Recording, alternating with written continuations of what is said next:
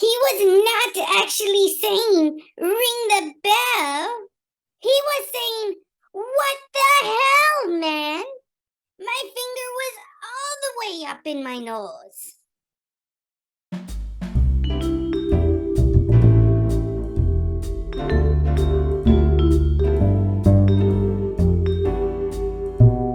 Welcome, my minions. El Pathetico here to share with you, my loyal fans, some of the secrets behind your favorite wrestling legends in the sit-down, stand-up show special.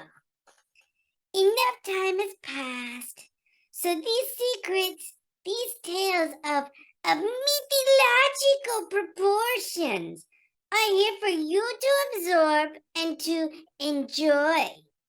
Before we do this, I need you all to make sure you're subscribed, like this video, and make sure you are notified whenever we do a new video here with TN2M Studios.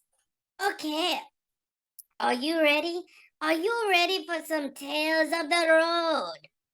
Let's do it. All right, you know The Rock, right? Yeah, you know what he is cooking. Well, I had no idea what he was cooking one day. He was just a young lad and making something in the back. And he was proud. He was like any weird young wrestler would be like glad he wasn't eating a potato or something. But I just walked past. He wanted to show off his dish. And I said, holy crap, man. What the hell? That's disgusting. But you had an accident in your duffel bag, like it was something the Randy Orton would have messed with. But hey guys, come here. Can you smell what the Rock is cooking? And well, the rest is history, they say. He was like, hey, that's pretty good. I might use it again. And I'm like, whatever, man. Just don't make it again. Just you whatever you had, you eat and be happy. Oh, but some of my ideas don't go over very well though. You remember Perry Saturn? Oh, and the Moppy? Oh no. Like he went to clean something and catering. It was like he spilt it or something. I don't know. He cross-eyed bastard. But I made a joke to Vince about how it looks like they were made for each other with him and the mop. Well, it wasn't long after that Saturn was paired with the freaking mop. That cross-eyed knucklehead went along with it, and I think it all went downhill from there. I don't know, man. I would have wanted to set if I was set up with a cleaning item.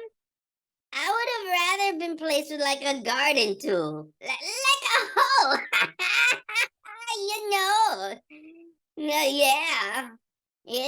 But they had the whole train, so no, that wasn't a good idea.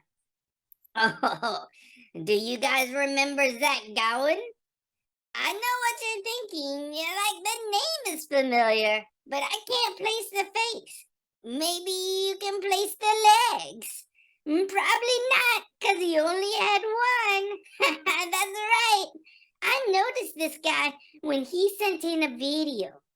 He thought it would be a great idea to bring in this guy for some matches. He'd hop around the ring, and some of the people really got behind him. But I got to admit, he was no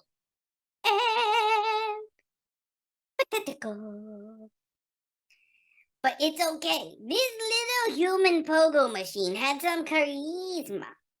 And he stayed around for a bit, you know? He was around. He hopped here and there.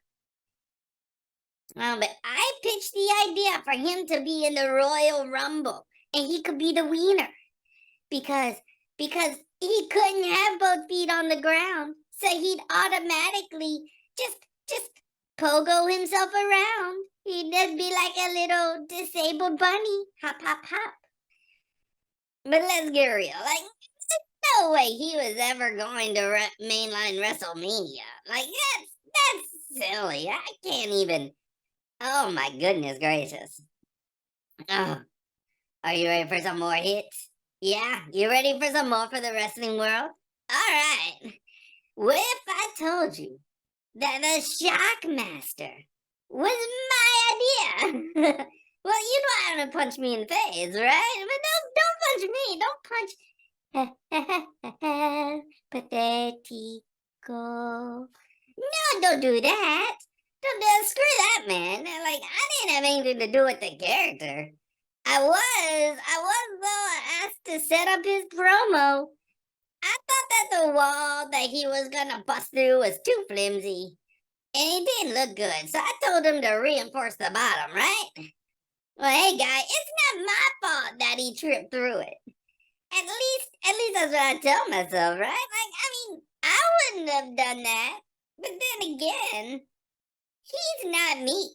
He's not.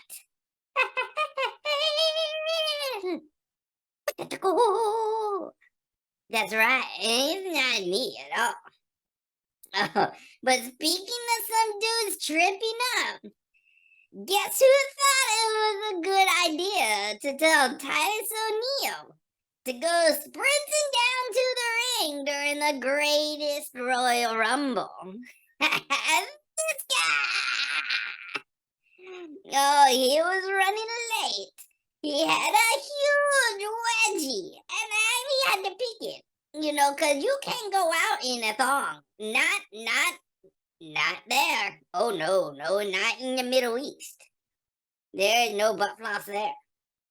But by the time he got rid of his little G-string, he was running behind. So I told him he needed to get out there right now. Looks like me and everyone else forgot that Titus had no skills when sprinting. Like, do you remember his NXT run? Oh man, I got fired for that. And I'm not allowed in the Middle East anymore. Oh no. It's okay.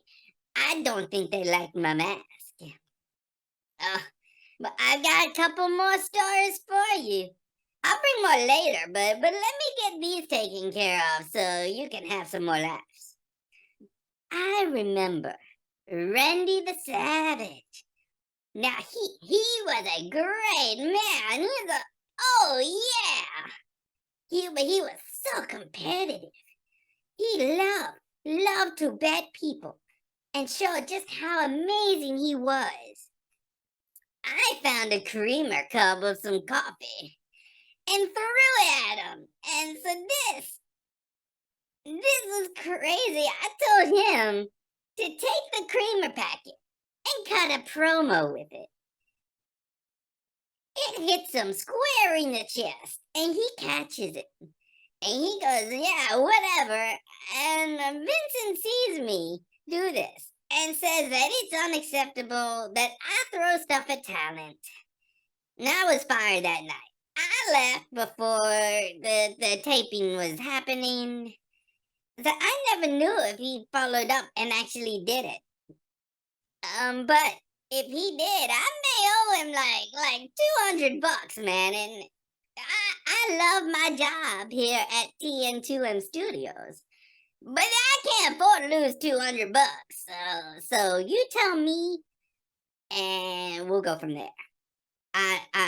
He hasn't collected yet, so I think I'm safe. Okay. Wow. Last story for today.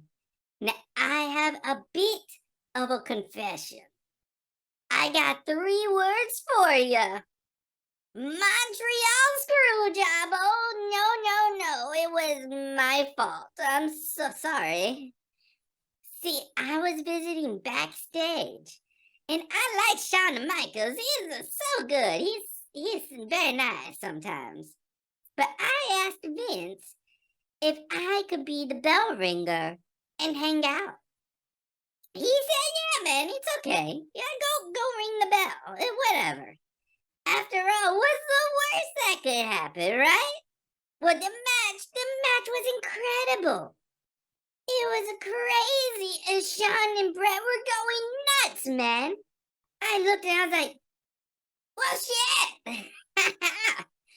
well, Vince looked over at me during the match, and in the video, it looked like he was saying, ring the bell, waving his finger. What really happened was Brett put Sean in the sharpshooter, and Sean started to reverse it.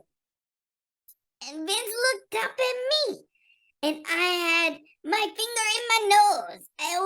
It was like a big booger, and I just couldn't get it out.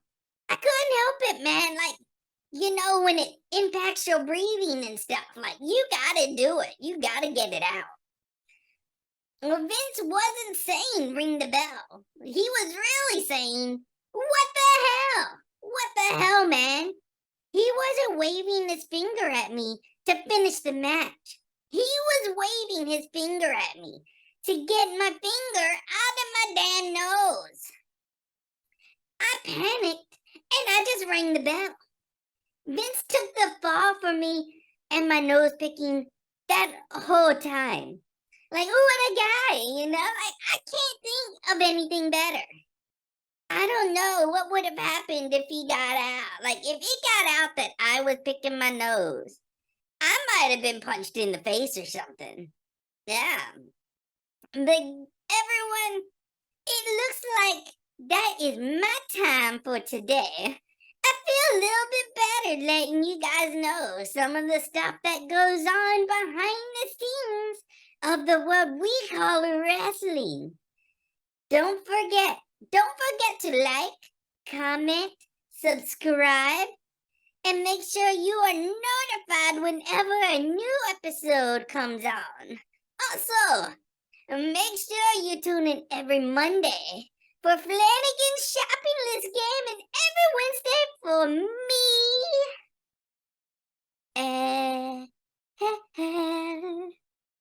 El Pathetico. And my weekly wrestling meme review.